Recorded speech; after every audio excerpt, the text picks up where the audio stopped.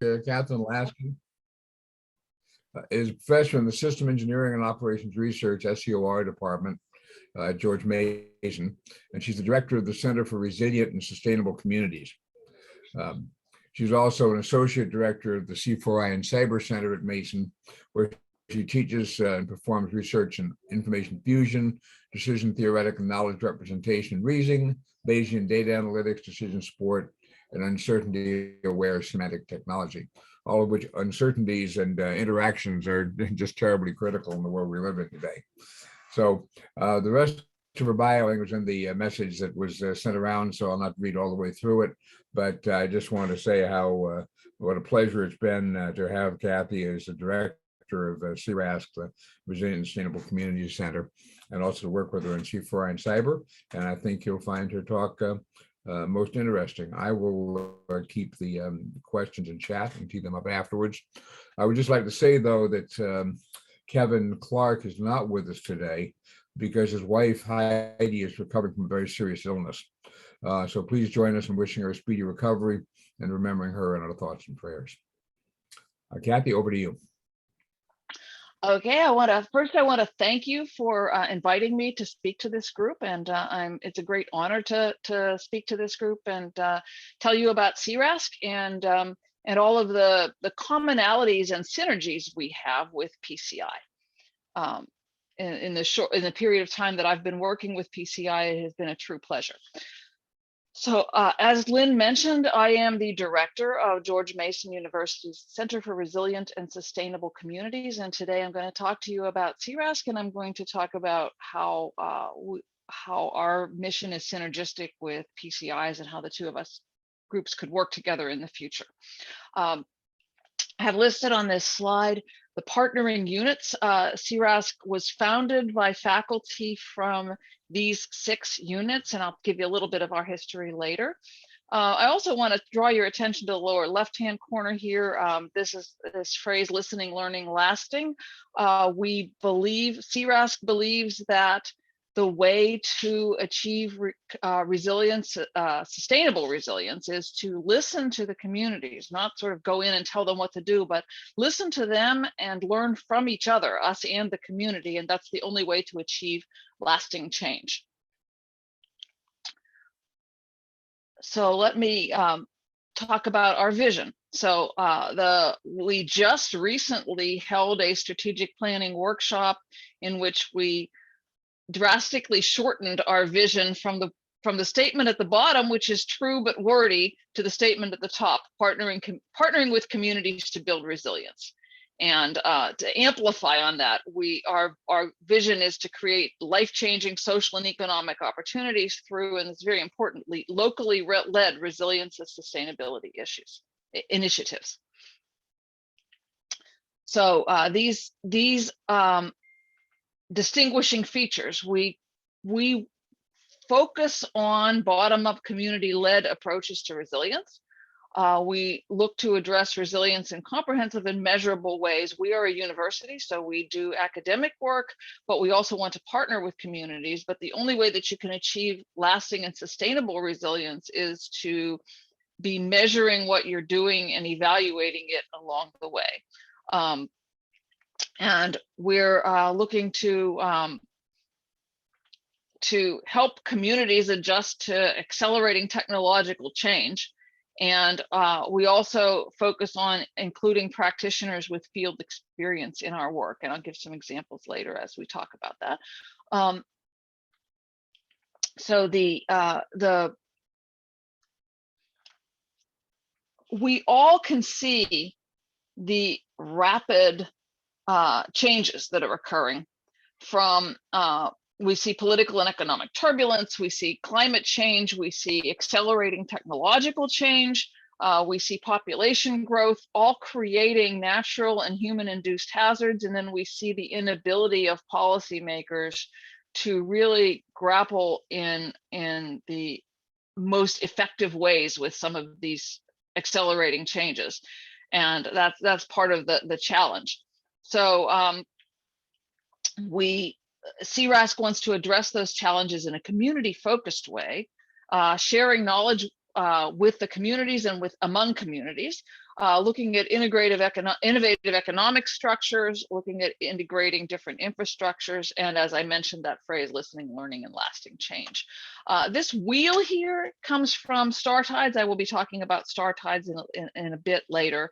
I think this group has heard about StarTides. If not, but there we say that, resilient, excuse me, I'm on the back.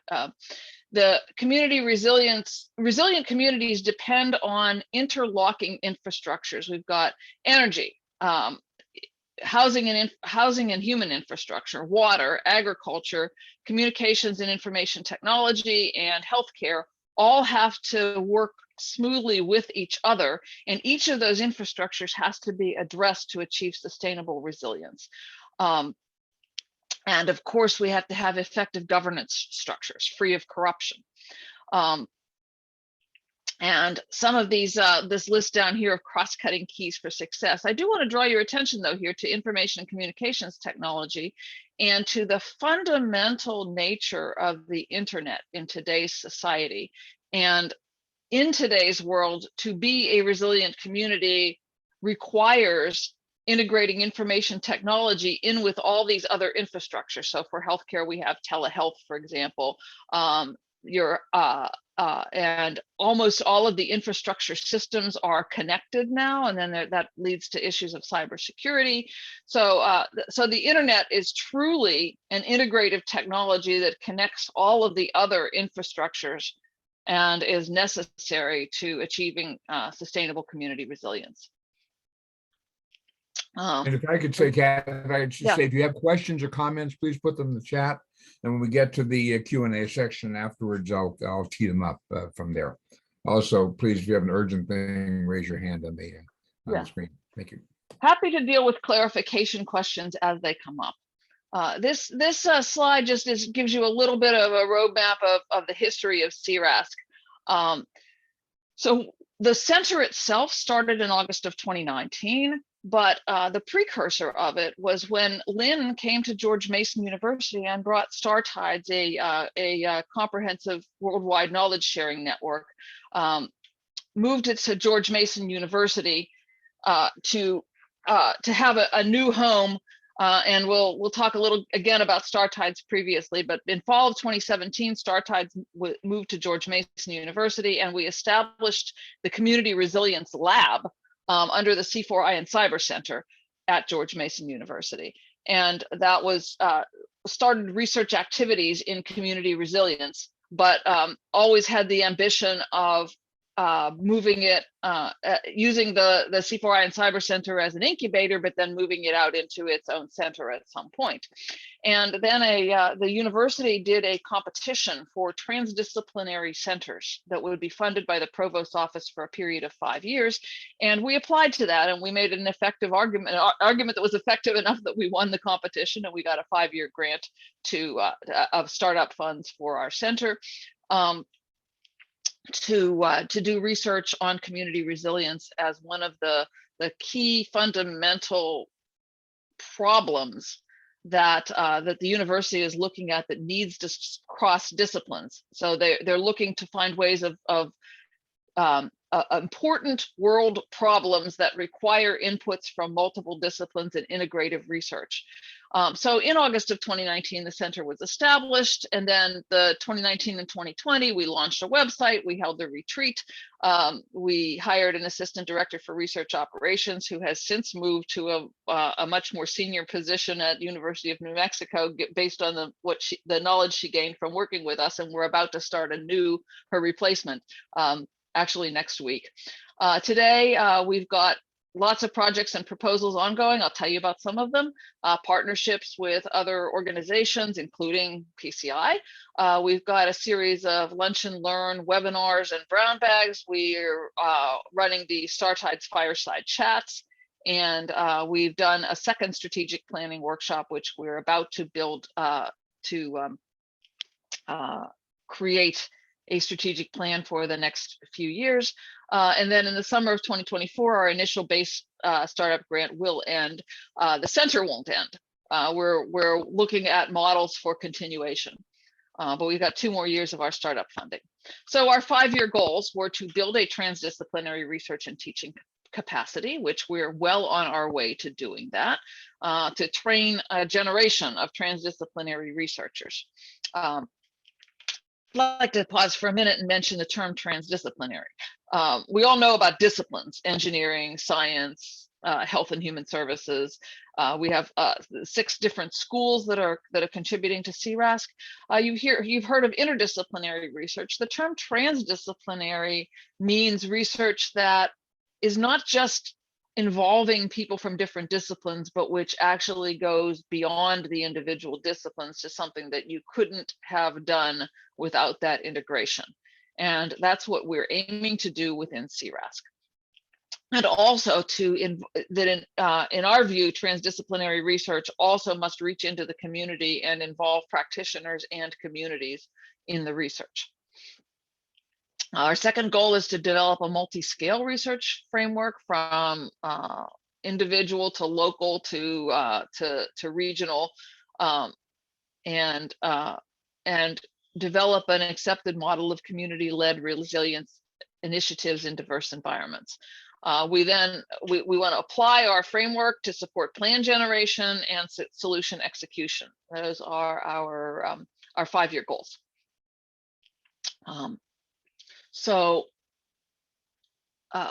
We've done a lot of community outreach within Mason to coordinate with other parts of George Mason University, not just our founding units, but other centers and other parts of George Mason, local, regional, and state governments. I just attended a workshop last week with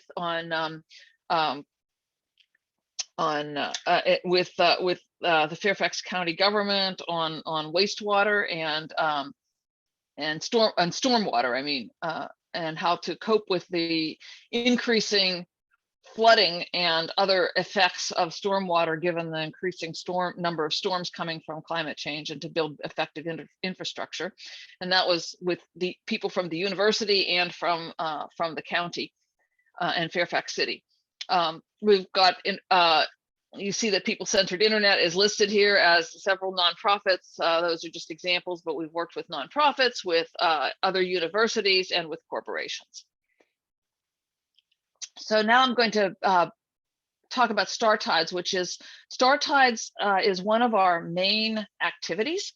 It is a global knowledge sharing network for building sustainable resilience. One of the talk about and helping and basically freedom from want, freedom from fear. It stands for Sharing to Accelerate Research, Transformative Innovation for Development and Emergency Support. It began from Department of Defense, and has become thousands of nodes worldwide. We hold an annual.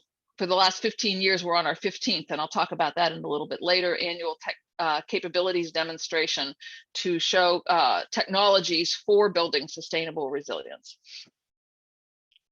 And now I'm going to talk I'm going to talk about a sampling of the projects that C-RASC is engaged in. I will start with a project that is joint with People-Centered Internet, which is the Tribal Resource Center, that is helping to create digital opportunities in Native American communities. And the idea is to work with tribes to understand how getting more effective, better broadband and better connectivity can enhance the tribe, and to protect against some of the problems that can occur. So there are obvious opportunities, telemedicine, telehealth.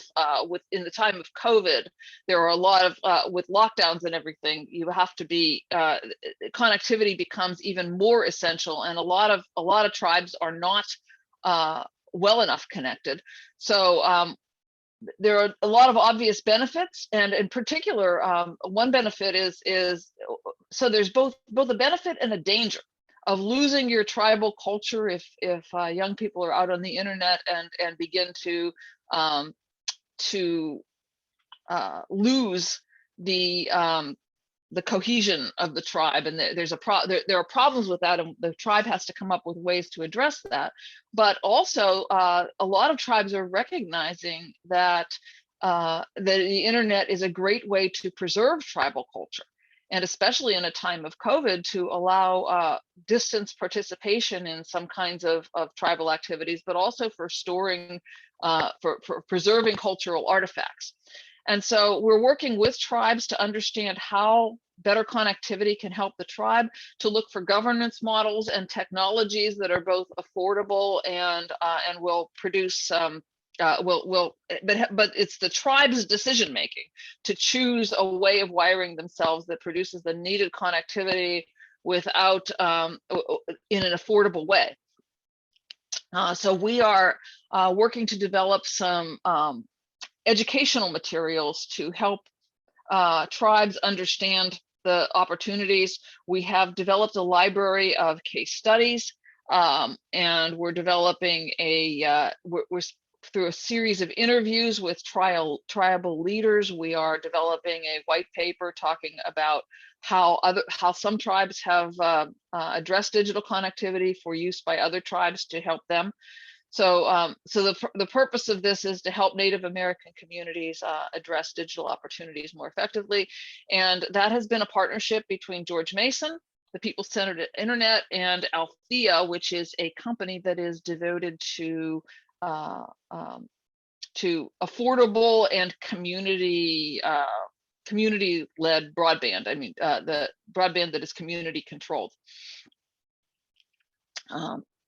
So another project that I'll talk about is the MASH Pandemics project, and that project there's one of the C-RASC professors does research in hospital resilience, and has developed the methodology for doing simulations and software for simulating hospital operations, and looking at how those hospital operations are affected by disasters such as earthquakes and floods and pandemics. And this just before COVID. This was developed before COVID, and then when COVID came along, they got a grant to the professor and her team got a grant to produce a website and a portal for communities to get support in simulations to help them improve their hospital operations and help them to cope with the overload from the pandemic. And in another project that was supported by Virginia's Commonwealth Cyber Initiative, we took some of these hospital operations models and looked at resilience to cyber attacks. So if a hospital is hit with a cyber attack, a ransomware attack, for example, we looked at strategies of just paying the ransom and looked at trying to bring your information technology team in to recover from, and how long it takes to recover, and what the impact on patients is of cyber attacks and cyber attack recovery. In another project here, we worked with Puerto Rico and a group in Puerto Rico called Echar Pelante, which is a group that is focused on improving entrepreneurship in Puerto Rico. So this was a collaboration with the Puerto Rico Science, Technology, and Research Trust to develop a Teach the Teachers course to mentor owners and operators of businesses and help them become more effective and resilient and adaptive in a changing environment. We developed learning materials, we developed case studies. And that's part of an ongoing collaboration with Puerto Rico Science, Technology, and Research Trust to work with them to help to improve community resilience in Puerto Rico. We've also been looking at digital opportunity in Puerto Rico and extending some of the things that we have done with the People-Centered Internet, moving the similar kinds of ideas into Puerto Rico. And then the last project that I'm going to discuss is a school security SIMEX. SimX stands for simulation experiment, and it was a virtual reality simulation.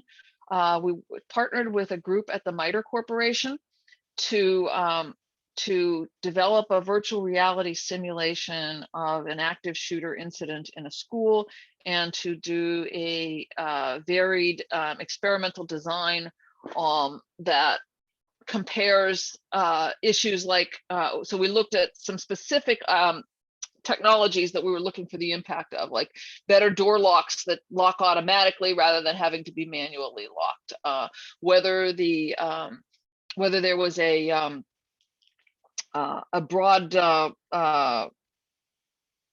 whether anyone can announce an incident over the PA system, or whether it has to be centrally announced, whether there's a school resource officer available or not. We looked at several of these factors, and did this in a virtual reality simulation where George Mason students played the role of high school students, and the George Mason police cadet student played the role of the active shooter, and we had real teachers. Many of them were actually George Mason students, but they had actual class, they were in our education school, and they had classroom experience teaching.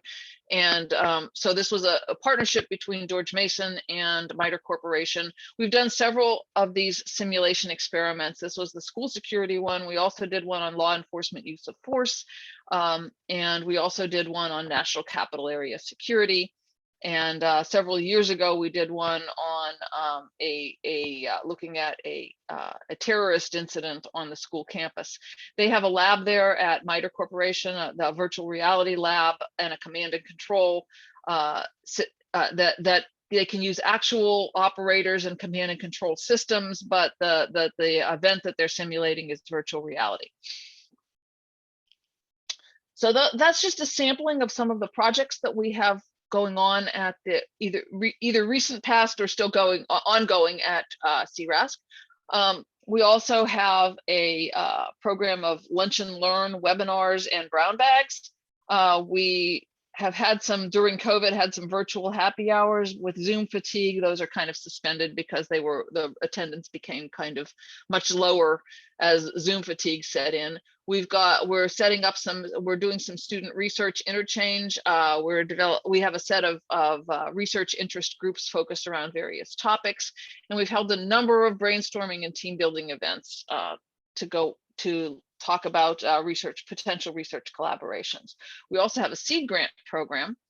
I'm not going to read all of these to you, but we've given out a set of seed grants that allow mostly junior faculty or junior faculty mentored by senior faculty to get some seed money to start to build a capability to write a proposal for external funding. We also have 2 graduate research fellows who are supported by C-RASC to do research that we also expect will lead towards that will lead towards additional research projects. So I'll just go over this briefly, some of our fiscal year 22 plans for further development of the center, research collaboration and proposals. And we have developed some of the faculty associated with C-RASC have put together a minor in climate action. We're working on a graduate certificate in resilience. And then we have some events coming up.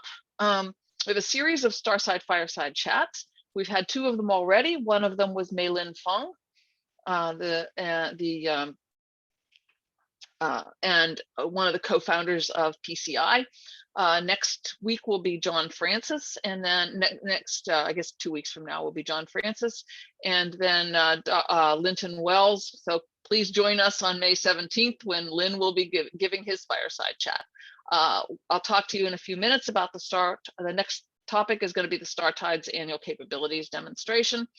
And there's a energy forum coming up in April, and we have a couple of upcoming lunch and learn webinars and brown bags. We will suspend those over the summer, and if you want to see more on these events, we have an events calendar. Let me talk about StarTides annual capabilities demo. So this is the 15th annual capabilities demo. That will be held on the George Mason campus for 3 days, or two days and a bit, and it will be an actual physical event. It was supposed to happen last fall. We moved it to the spring so that we could hold it in person. It will be held on the lawn of Merton Hall at George Mason University, and then the seminar will be indoors in Merton Hall. The keynotes, and our theme is sustainable resilience in a world of interconnected disruptions. If you're interested in coming, you can there's a short URL there that you can go to, or you can go to the C-RASC website. It will tell you more information on it, or the StarTides website, or take a look at that the QR code. Take a shot of that QR code. Love to have you there. What you will see there is really fascinating. The demos will be fascinating technologies for community resilience. You see some pictures from past demos there. And here is a picture of one, was either last year or the year before, on the George Mason campus, that shows you some and some of the technologies, like housing that can be set up in, say, a half an hour, a lightweight housing structure that can last for months. Things like inflatable satellite dishes and solar panel blankets. You unroll a blanket and it's solar panels. Really cool technologies. And then we have some addresses. So we have Vince Cerf will be speaking on the future of an internet that works for people. We've got then on we have Mr. Matthew Moran on cyber resilience on Tuesday, and Professor Ed Maybach, who is a well-known climate change communication. He runs a center at George Mason for climate change communication, and he's going to talk about the importance of public communication of climate change. And then on Wednesday, April 20th, we're going to have Lieutenant Colonel Robert Darling of the Marine Corps on crisis leadership, early warning, and mitigation. And then we will have Admiral James Fogo will be our last keynote. And the keynotes will be, we're calling them keynote interviews. They're kind of fireside chat formats. They're going to be conversations rather than presentations. And I think this will be really exciting. You're welcome to, we'd love for you to register. We'd love for you to come if you can. Or come in person if you can and see the really cool displays. Or if you're not able to do that, we'd love to see you among our remote participants. And then I want to finish up by talking about the synergy between C-RASC and PCI, and then that will lead into the discussion part of the session. So as I said before, the internet has become more and more essential to community resilience. I remember, I'm an old lady now, right? And I remember when there was no internet, or I remember there being an ARPANET. I remember getting email, but nobody else had email. And then I remember the World Wide Web coming in the early to mid 90s, and the way in which the web and the internet have completely upended society in some ways, and but the same problems remain. But there are now even more opportunities. The opportunity is staggering to use the internet to improve people's lives. The ability to communicate across long distances, the ability to retrieve knowledge and use that knowledge for good. But there are also, we have seen how the internet has also created the possibility of greater inequality and concentration of resources. And the sort of early free-for-all of free for everybody and everybody can use it has become, we can see that lack of access to the internet or paywalls have made vulnerable and disadvantaged people even more vulnerable and disadvantaged because they don't have access to capabilities that the rest of us take for granted. And so how do you achieve that tremendous opportunity while mitigating against the inequality? And that is actually that in today's world, that's one of the most fundamental problems of society, and C-RASC and PCI, I would say, are natural allies in this project. And I'll stop right there. We're at our 30 minutes and would love to take questions.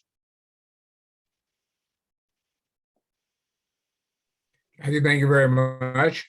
While we gather the questions here in chat, let me just ask. We started off with C-RASC and doing a lot of thinking a lot about international issues. I'm thrilled to see we have Johnson Paul here from Singapore. We've got Kokum Indy here from Kinshasa. If I missed any other international people, my apologies.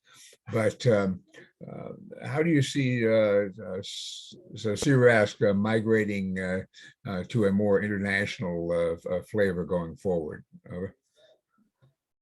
I wouldn't say I would migrate to a more international. I would say that we would continue our local community engagement. I don't see that ever going away, and I don't ever see our US engagement going away, but I would love to see more international projects. One of the projects I didn't talk about was that we have a joint effort going on with we have a joint effort going on with in Ethiopia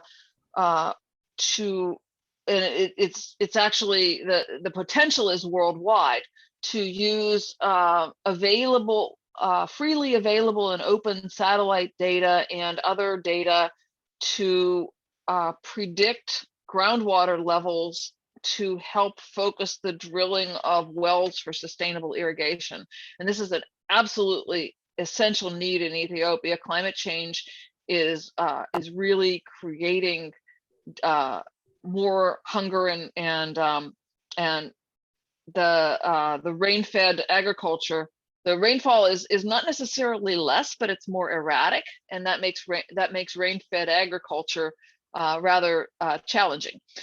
We also have a professor in our School of Nutrition who's a C-RASC member who does a lot of research in Kenya.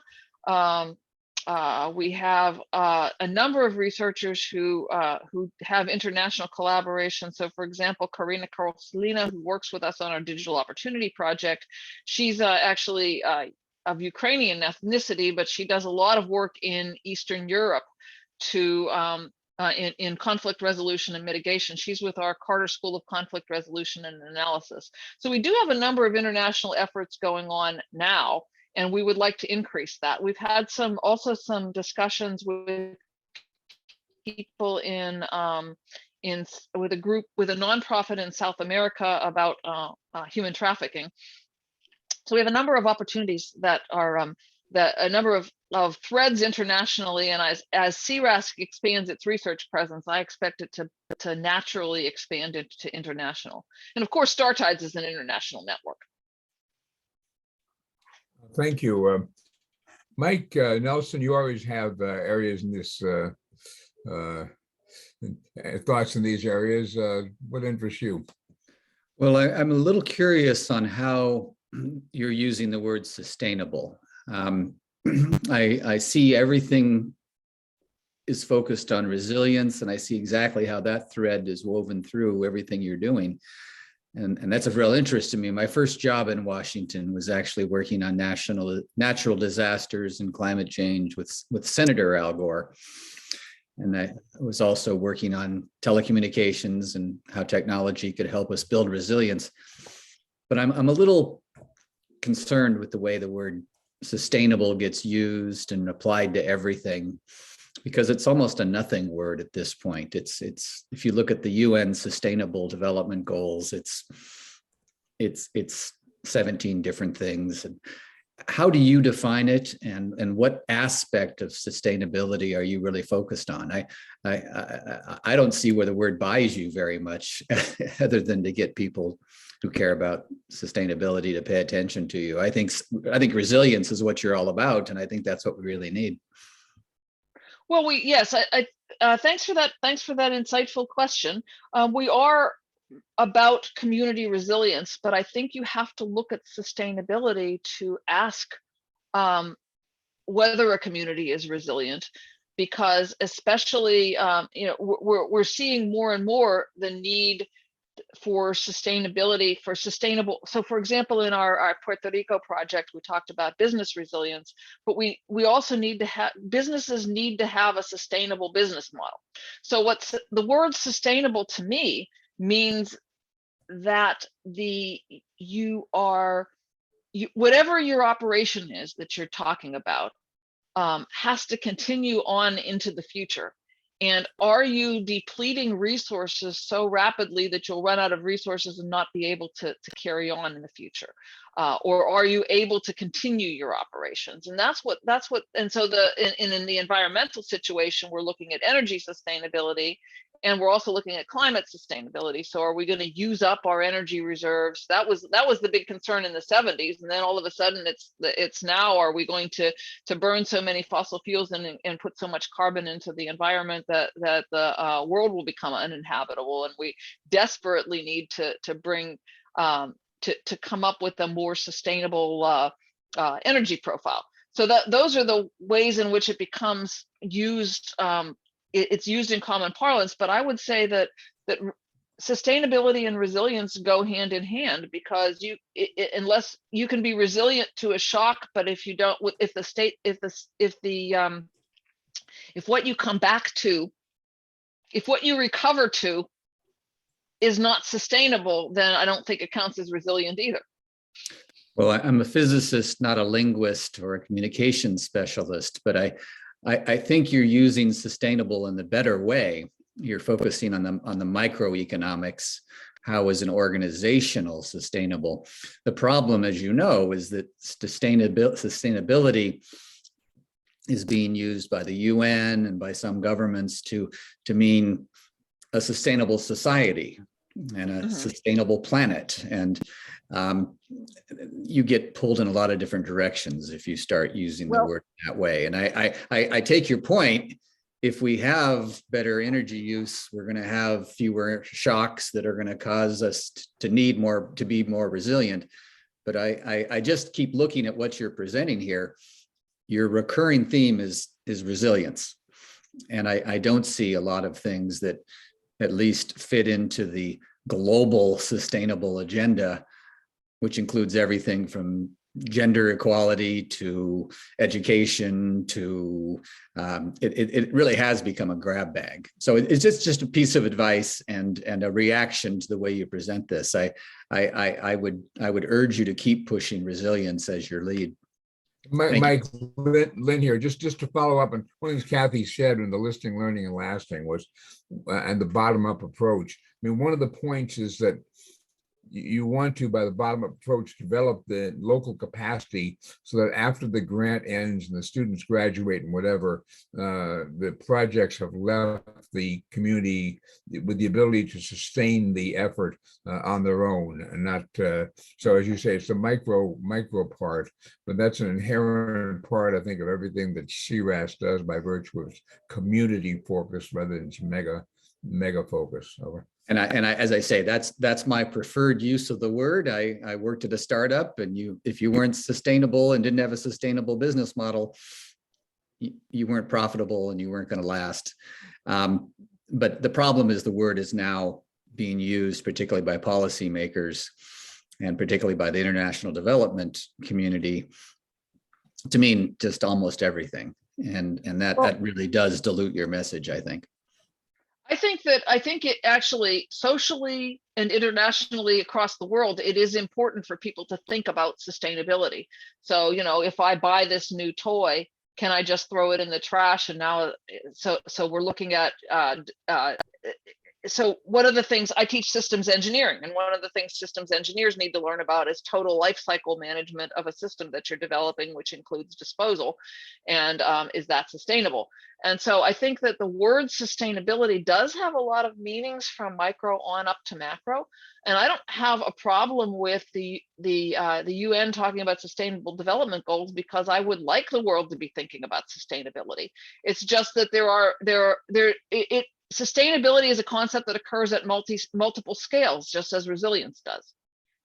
Yeah, and my point again is just you're using the better defined definition. there are 8 different definitions out there, and people will assume that you're addressing all those 8 as well. Well, same Yeah, for resilience. let me just touch on a question here before we lose him here from Ben Kaczynski, and the question is about lessons learned. So how do you remix the learnings from initiative to initiative across projects? Well, so that's an outstanding question, and it's something that we're currently grappling with. But one thing is that one of the things that we're doing on our digital opportunity project is developing a case study library of case studies of tribes and what they have done for building out their digital capacity. And then as we build our educational videos and materials, we will be referring to that case study library. And those are ways for tribes to learn what others have learned. And I think that process of keeping libraries of case studies of things that you have done and then being able to refer back to them is something that we can replicate across different projects. Yeah, we also, as academics, publish papers. So our work is published in the archival literature as well. I was reflecting on the variety of projects, initiatives, and and reflecting on sort of the military discipline of capturing lessons learned as you sunset any project, because there's so many elements that are transferable from one initiative to another, yet at the same time, there's not an isomorphic mapping on the variance you have in the communities that you address and the issues that they have is very high. And at the same time, you want to exploit and leverage. And case studies certainly help you record that, but you have a discipline of sort of sunsetting every project or initiative to capture lessons learned. We don't at the moment have a formal sunsetting process, but I think that is actually most of our projects have not sunsetted yet, but I think that's right. An excellent idea. Maybe twilighting or something. Yeah. I'll find an earlier term. Yeah. Thank you. Very nice.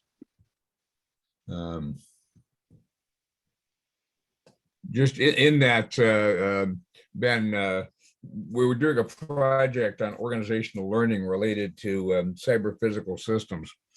And one of the issues was that the traditional military process of episodic after-action reports almost never seems to learn to sustained change in organizational behavior.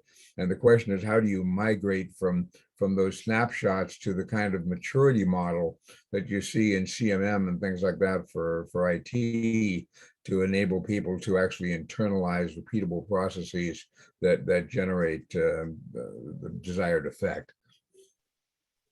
And that concept could be extended from cybersecurity and security of cyber physical systems to resilience, community resilience initiatives as well. How do you create a true organizational learning capacity? And I think that's something that is an excellent research question, actually. So we have Johnson Paul from Singapore. Johnson, do you have any thoughts?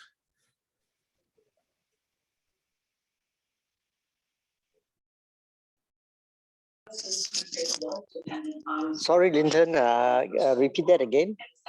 No, just do you have any thoughts from a Singapore perspective, Johnson? Yeah, in fact, Singapore, of course, has a quite a big drive for sustainability 2030. A lot of it is focused on decarbonization. And I think the US has done quite a number of very innovative experiments on extracting carbon from water and storing them in limestones. So there's quite a bit of research going on there.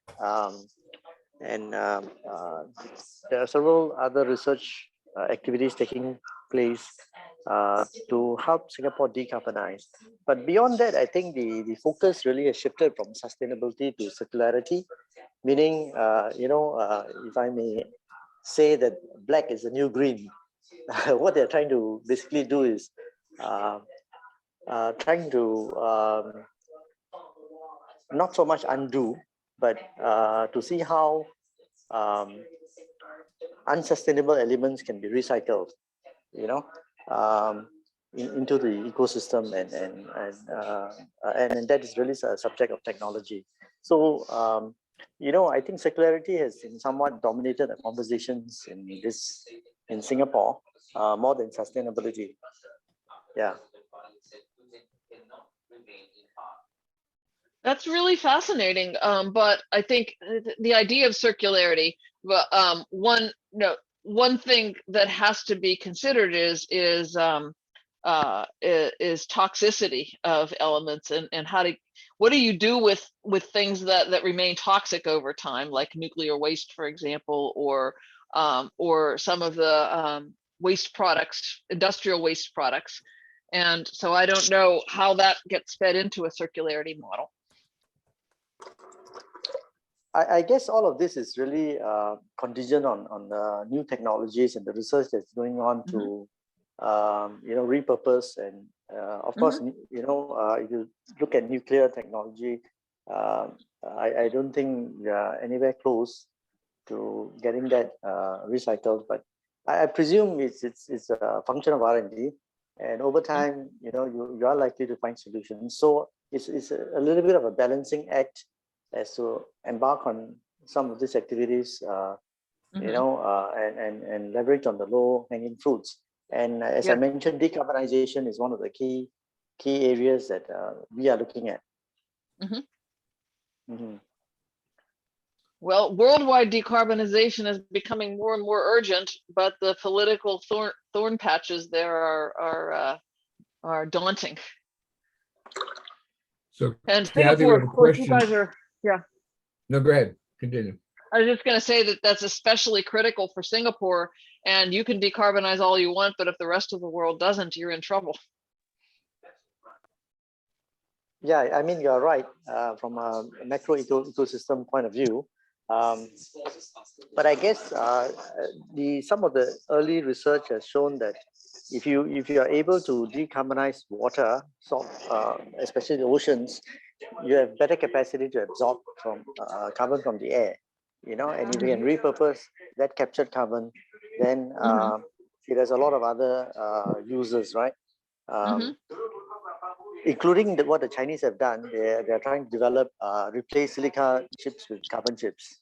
So obviously there's a huge potential there for development. A lot of byproducts from carbon, you know, creates a whole industry of its own. So I guess there's quite a bit of investment going into carbon research. One of the areas we are interested in, and maybe quite useful for island economies, is how do we create crystal structures as seawalls, you know, to help us mitigate the rise in sea levels. Yeah, the rising sea levels and loss of the polar ice caps, and increasing droughts and increasing storms. So and differing patterns of rainfalls. All of those consequences of climate change are really they seem to be accelerating faster than even the predictions were saying, and it's very worrisome. And we need to be addressing those quite rapidly. Yeah, I guess there's going to be quite a bit of research, acceleration research as well, you know, on this front. So I guess we could touch base separately to see where the agencies in Singapore are investing in and looking at. I think there is a startup called C-Change that is working on decarbonization from water, and mineralizing carbon into calcium carbonates for physical structures. Yeah. Well, that's really interesting. Can that be done at a global scale? I guess it's far too early, but one of the companies that we are working with is Skion. Skion is, as you know, is owned by Suzanne Catton, who is one of the richest women in Europe. She has started up this Skion Water. They are in partnership with Exeter University. They have a startup called C-Cure, and they are saying that they would have come up with a commercial solution in about 18 months' time. So I don't know whether that's true, but you know, that's what they claim. Kathy, question on trusted interlocutors, and maybe Todd would want to weigh in on this also. The point about the critical point of how to engage with the local community is by having people who can carry the message. So.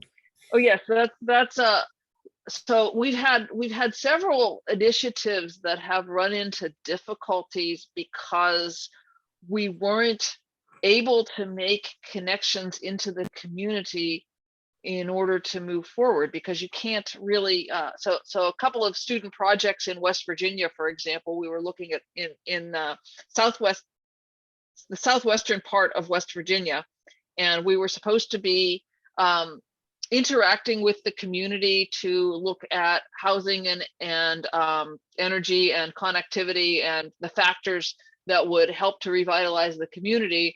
But we were never able to, the people who promised to help us, we were sort of never able to really connect with them. And so a couple of things we've had trouble getting off the ground because you can't work with the community without having a good relationship with the community. And as Lynn is fond of saying, you know, if you walk in there, I'm just another old white guy to come in to tell them, you know, how to run their lives.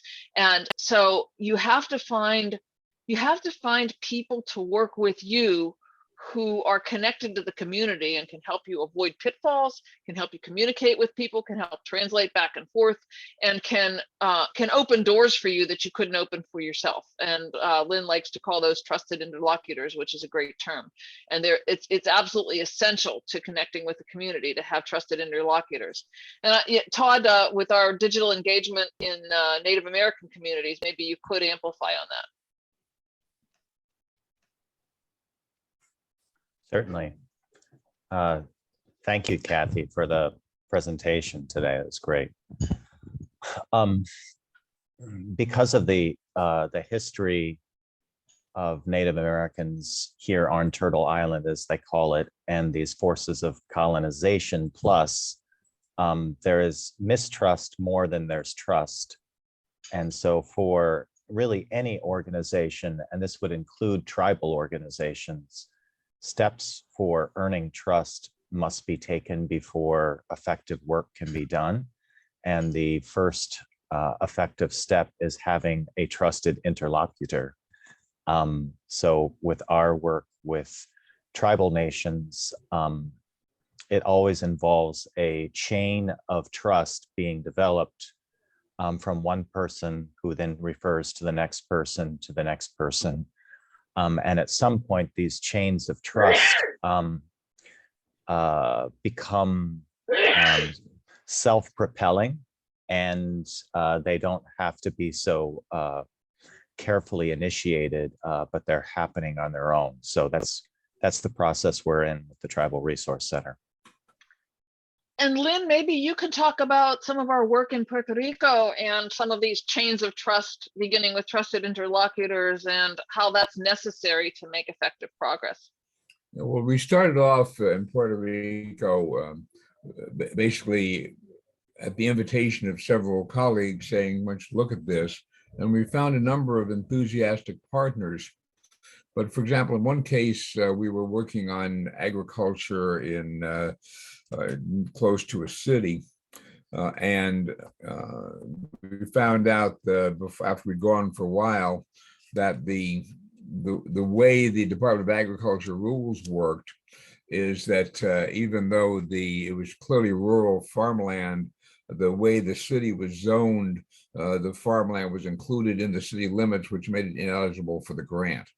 And so, not having had that kind of knowledge was something that caused us to, miss a number of areas, or just to waste the effort. But the other point to the trusted interlocutors, we wound up working with a mayor who was very interested in flooding, very enthusiastic, very supportive, provide everything we needed.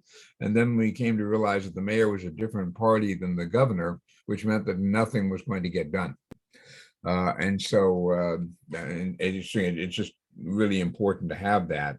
And I think we've settled now in an organization called the Puerto Rico Science, Technology, and Research Trust, which is a well thought of organization that has links across the island into academia, into energy, into communications, into transportation. And so by and large, we've been taking our lead from them as to areas to pursue further. And I think that's kind of a model we'll be using for the future. We had an example in West Virginia that did not work out well, where basically we were doing exactly what the local government and the local NGO were asking us to do, but we were just never able to establish a rapport as other than outsiders with the community. And so I think even though some good systems analysis work was done, it never got picked up by the students. So I keep coming back to the fact that without those trusted messengers, trusted interlocutors, just especially in dealing with very different communities than what you're used to. I mean, we might be able to get away with it in Fairfax City or somewhere around George Mason, but anywhere farther afield, you're going to have people who can convey the message for you.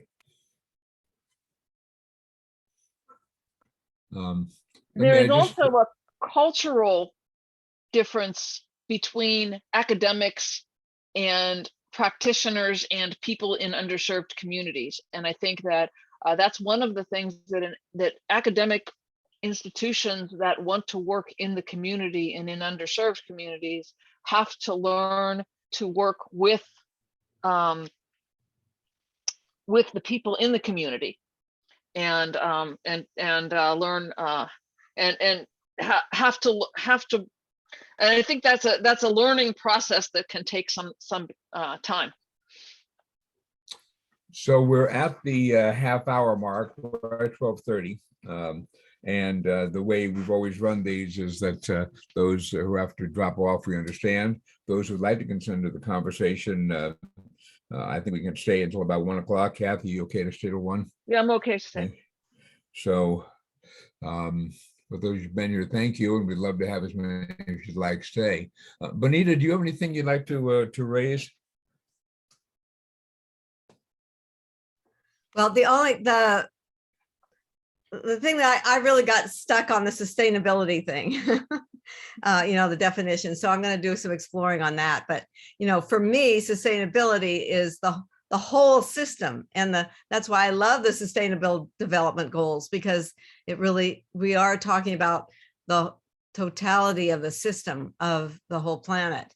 And I don't see any inconsistency with being able to have smaller projects within that, and being able to tie either the small project to the larger project, or the larger project to the small project.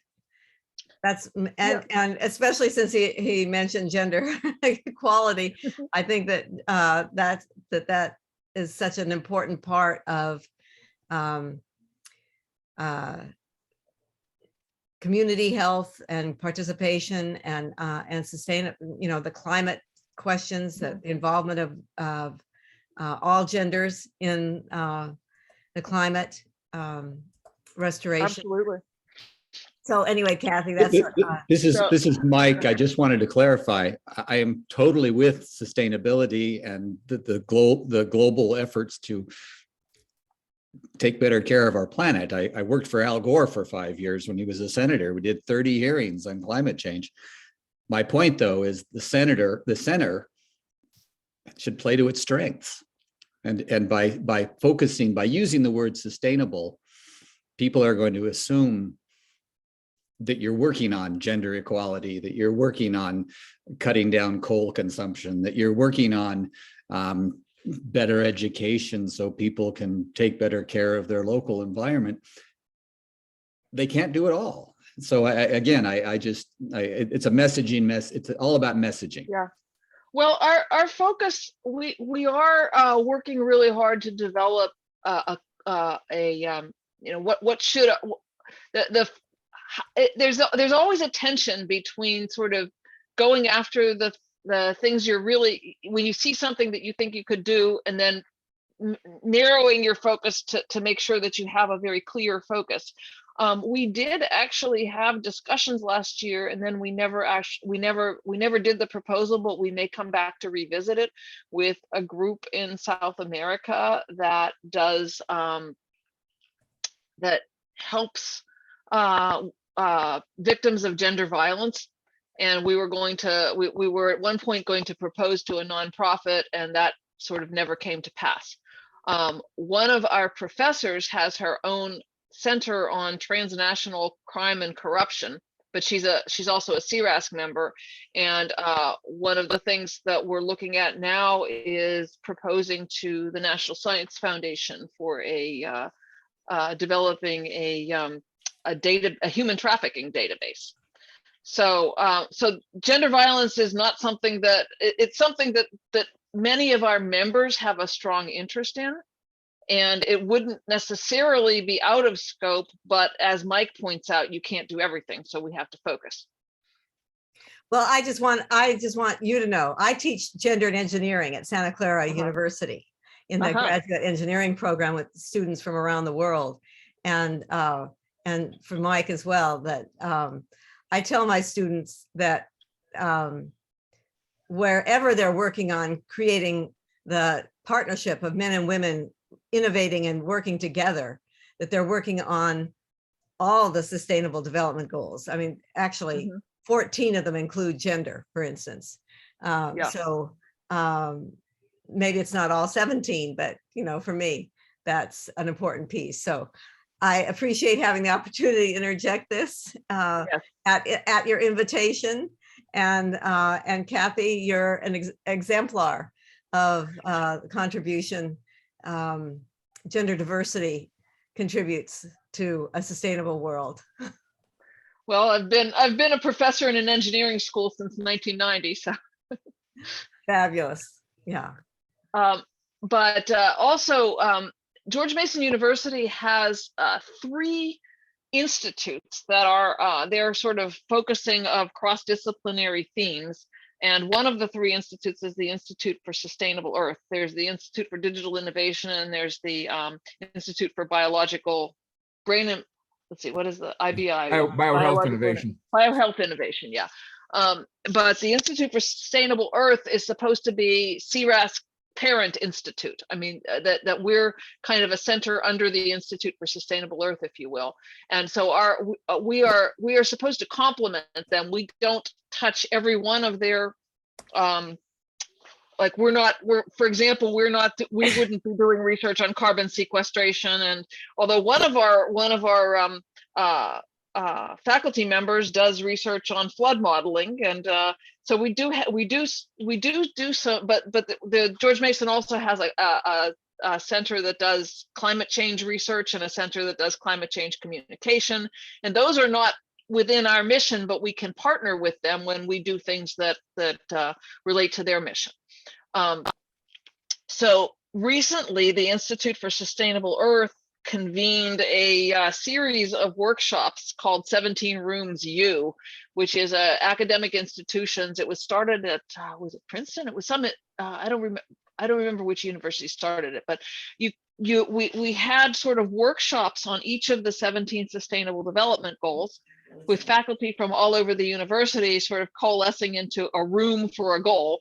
And then we put together a report that talked about everything that everybody had done. And that effort was convened by the Institute for Sustainable Earth, but C-RASC was heavily involved in it. C-RASC professors were in several rooms that were relevant to C-RASC.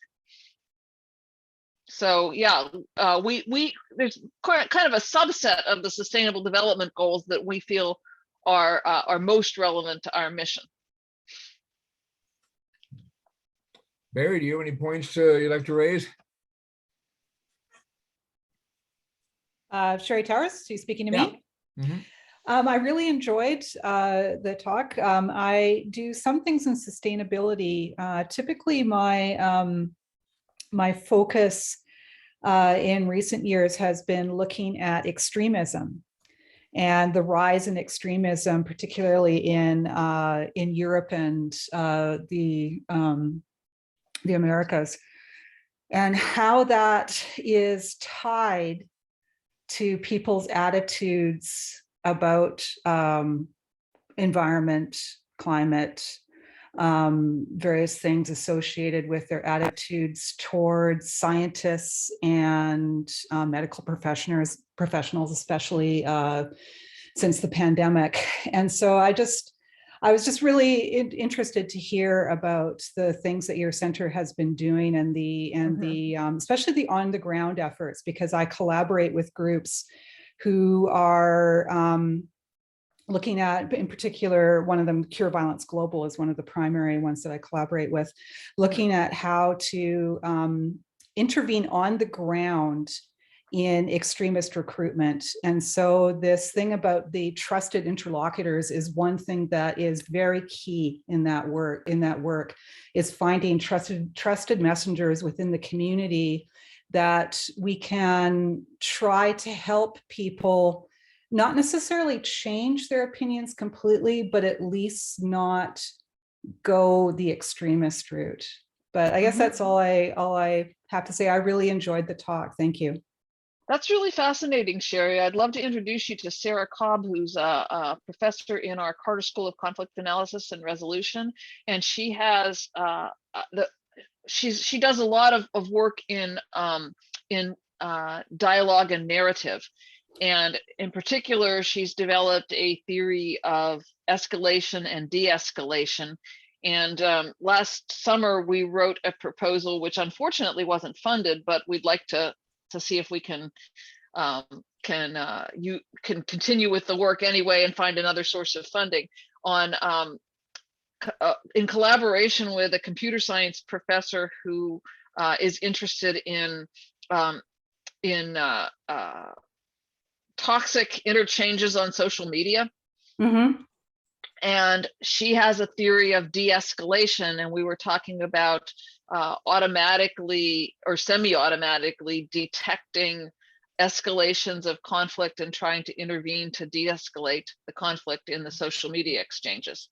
Very nice. One of the things that I've been doing in the past 2 years is social media, particularly fringe social media data mining, to try to get a sense of, not so much in the sense of trying to de-escalate it. Specifically, that wasn't the point of that work, but could be.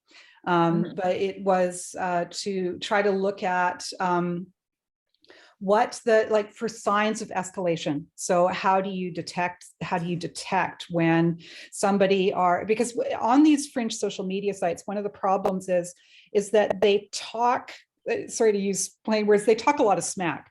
They're feeding off of each other's wording, and there's when you're talking about it, but then there's when you're actually about to do something, where you're actually going to act out. And so we were, large part of one of the things that we were trying to do was try to detect if the things were escalating to the point where people were going to be acting out on the ground, and detect where that was going to happen. So very fascinating. Yeah, I would love to hear more about what you were doing. So Barry Gleason, your thoughts? I want to say I've really enjoyed the talk. Thank you.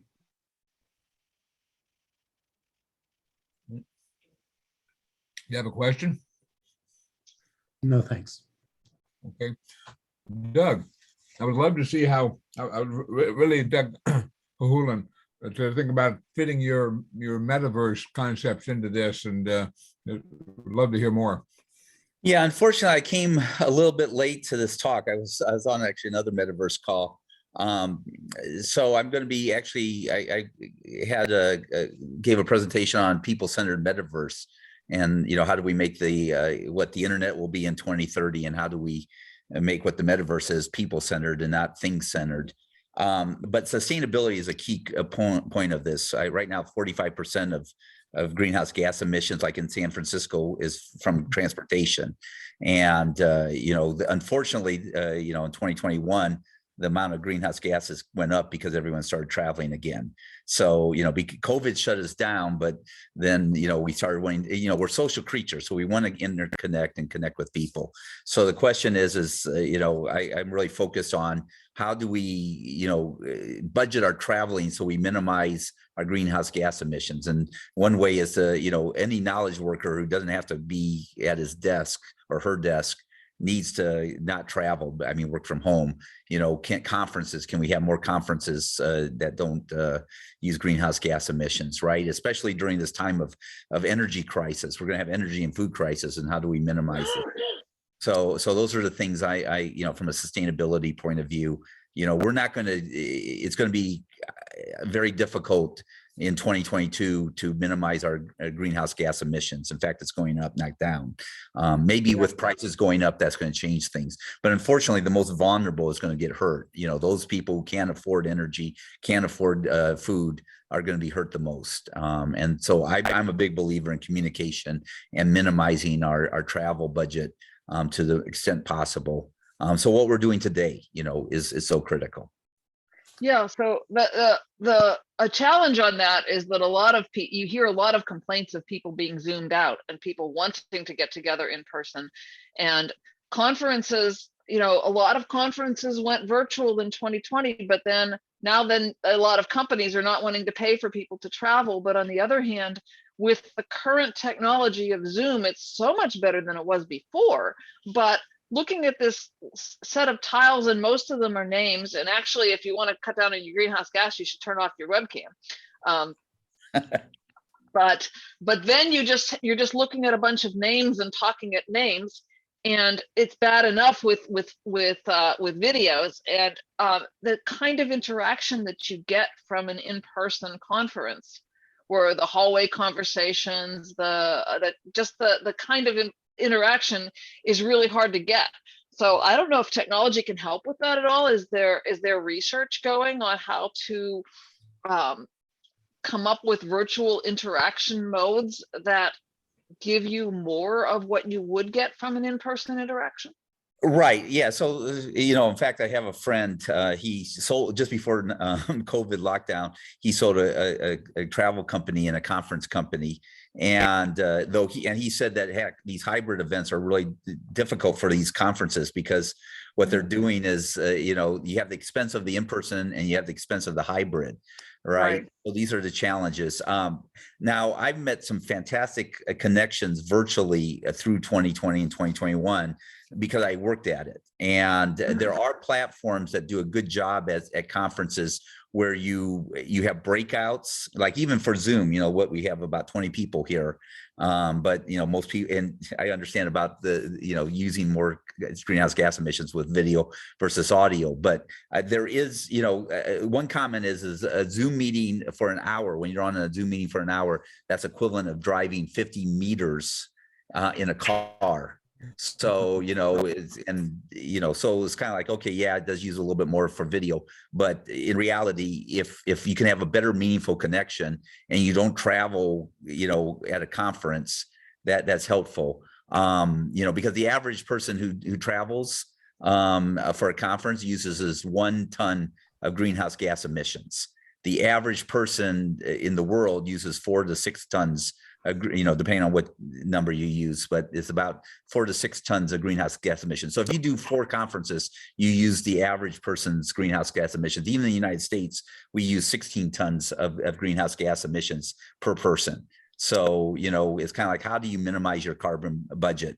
And, and again, there's times where I need to see my mother in person. I need to see people in person. So I'm not saying just go into the matrix and never travel, but, is there a way to cut 20% of your travel budget virtually and use the tools? And there are tools out there that are better at connecting one-on-one versus connecting, just say, you just pop into a Zoom meeting and you're doing 3 other things at the same time. So you're really not engaging with people is the other thing.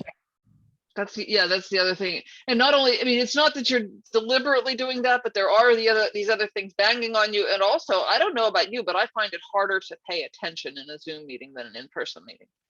Right, because you're not interacting with someone. Now, see, Yeah. that's why I turned on my video, so you and I are interacting right now, right? Right. If you're doing stuff in the background and kind of half paying attention, though I would argue that people can be, you know, in the classroom or in a meeting, you know, say like after each meeting, ask yourself the question, how immersed was I in that meeting? Or even when you're talking to someone, like even having small talk, you know, was I bored? And, you know, on a scale from 1 to 10, I wish I wasn't there. I really wasn't there. And even though I was physically there, I was not present mentally. Right. And, you know, the question is how can I make sure that every hour I spend engaging with people, I have an immersive, meaningful connection with that person? And, you know, and then how do I connect, follow up afterwards, right? Via LinkedIn, like say, hey, you know, I heard your talk. Let's have a coffee, you know, let's have a virtual coffee chat and talk about the things I'm interested in. What are you interested in? And see if there's ways to collaborate. You know, those are things that I think could be very meaningful. You know, and again, I'm not sure how we're going to cut our greenhouse gas emissions if we don't change the way we minimize travel, especially traveling for work where all you're doing is sitting at a desk. Or go to conferences, you know, there's sometimes you need to go physically to conferences, but try to minimize that as much as possible. Again, maybe just reduce it 10%, 20%.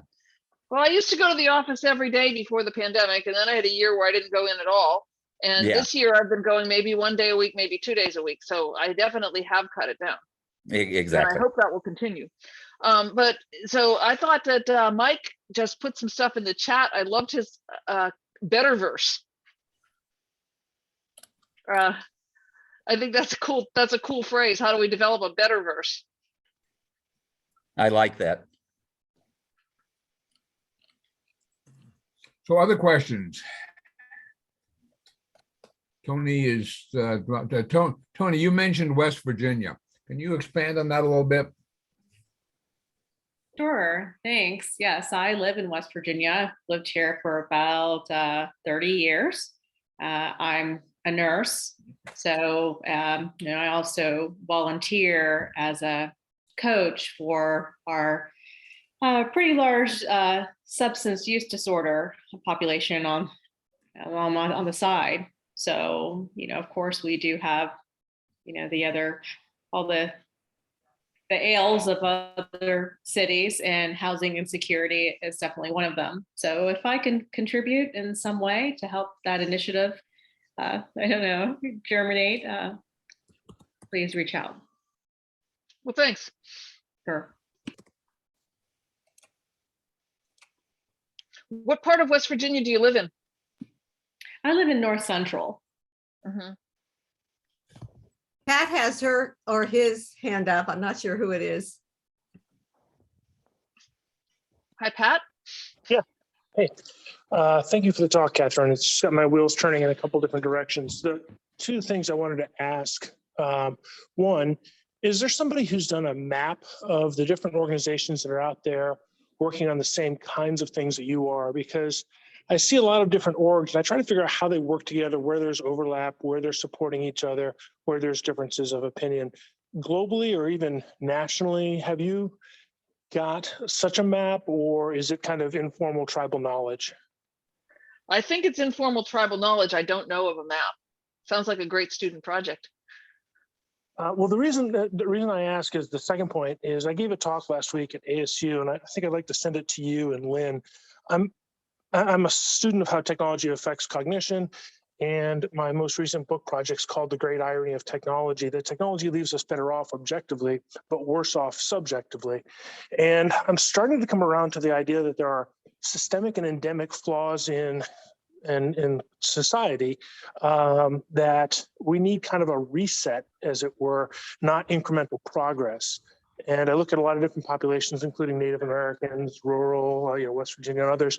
And I kind of keep coming back to this conclusion that we have systemic issues here, and that when we promote technology to others in mass, not as you're doing conscientiously and intentionally, we're exporting the problems that go along with it. And it goes far beyond some of the things you were referring to on tribal lands. It's the capitalism, materialism, all this leads to unsustainability. And Jim Rutt, formerly of Santa Fe Institute, has a project he's been trying to get off the ground called Game B. And I was like, I wonder what she would think of Jim's project. And so the idea of a map where there's different people who are aware of what other people are doing and they can point out the differences would be really interesting to me, because I'd like to see the people who are trying to explore, I don't want to say radical alternatives, but new paradigms, not just, America 1.1, but America 2.0. So I don't know if any of that makes any sense, but. Yeah, and I think you're talking about some of the endemic flaws. The idea of propaganda and information networks where people are in their own information bubble. And at the beginning of the internet, I know that there was a lot of enthusiasm about, oh, wow, now we can share knowledge, and they can't even keep it out, and everybody will understand and everybody will have access to all this knowledge. And what ends up happening is that people go into their own sort of information bubble. I read about a study where somebody took like listeners to Fox and listeners to MSNBC and had them each listen to the other side. And it turned out that people who listened to the other side's news sources came away even more convinced that they were right. I think information bubbles are a really small problem relative to the scale of what I'm talking about. I'm talking about the fact that most of our business models are advertising, whether it's over-the-air television or cable television or streaming services or radio or the internet or social media. And this isn't Zuboff's capitalist, surveillance argument. This is advertising as a whole is promoting the fact that you're not okay right now. You need to take this pill, you need to buy this car. And that set of emerging complexified set of needs that are never met is a hedonic treadmill that is associated with the fact not just that the people on the lower socioeconomic end of the spectrum are disadvantaged in our society, but the people at the top of our spectrum are actually pretty damn dissatisfied too, because somebody else has a bigger yacht or a bigger house. And so this is on the larger scale of the problems I see. I would grant you the information bubbles is one, but that's one that people are addressing and talking about. So this is the kind of the scale I'm talking about when I talk about major resets, but I might be whistling at the moon here. I may not be able to make a difference, but I'm curious to see who else is thinking and working on that. Yeah, the whole advertising thing has been a problem. I mean, even prior to the internet, but it's worse now. Television and radio created these huge, the keeping up with the Joneses phrase came from the 50s, where you were making people feel bad because they didn't have the new refrigerator or dishwasher. I don't have a dishwasher, for example. Yep. And that has become a real yeah, you're right that it creates a perpetual feeling of scarcity that the money, the advertising interests can exploit to get people to buy things, which itself is a huge sustainability challenge, because then we're buying things we don't need and throwing them away, and that creates more. That's bad for the planet. And then in between the information bubbles and advertising is things like the cognitive biases at a societal level that cause us to over-attend to, the young black man who gets pulled out of a car and got beaten.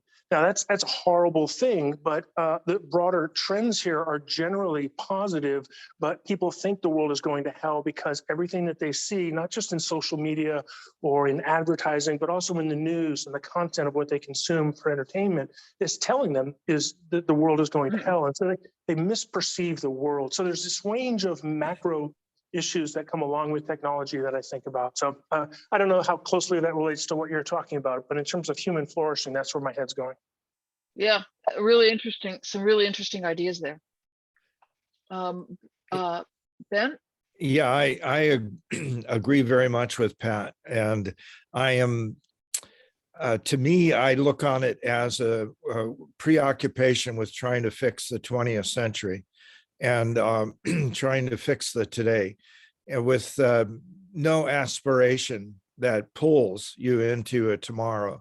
And how do we raise the horizon that creates not a an indifference to the today, but at least not a preoccupation with today and looking forward. We're living in the 21st century, but most people are still trying to fix the 20th century practices, and the perverse incentives that we have from things like advertising, historic practices are some of the kinds of discontinuities that I think reflect the image Pat is presenting here. And I'm just wondering how we start that. And I look at the portfolio of initiatives that you have, which are just, it's a wonderful sandbox to me. It's I am sort of the intellectual equivalent of a bag lady. And as I look at that portfolio, it's wonderful problems and issues and different contexts, each one. And there are, at the same time, there are interesting learnings and lessons for each one. I wonder how many start with the future. And certainly we know, as our colleague from Singapore did the intelligent island thing quite several decades ago, and doing the 2030 initiative now that starts far more looking at aspirations and waypoints to a future rather than just trying to modify today. So colleagues, here we're at the top of the hour, and I think Ben, we could have another whole hour and a half discussion on that point. So let Sorry me about actually that. look at think about. No, I teeing think that up for- I think it's a great closing thought. Oh, it is is- absolutely. Yeah. Both Pats and Ben. I mean, we're dealing Mhm. with really fundamental core issues here that they're not just going to be solved by band-aids. Mhm. So let me thank Kathy for a really fascinating presentation, and all of you for the discussion. Our next event will be on the 10th of March, Sunday, with Dave Witzel, who's going to talk about regenerative systems, and we'll get the notifications out. But thank you, everyone. Kathy, do you have any final comments? I just want to thank everyone for attending and for a really fruitful and engaging discussion and stimulating. And I appreciate being invited, and thanks very much. And let me thank Casey for being our host and minder here today. And so we look forward to seeing you next time. Thanks very much. Thanks. Bye-bye.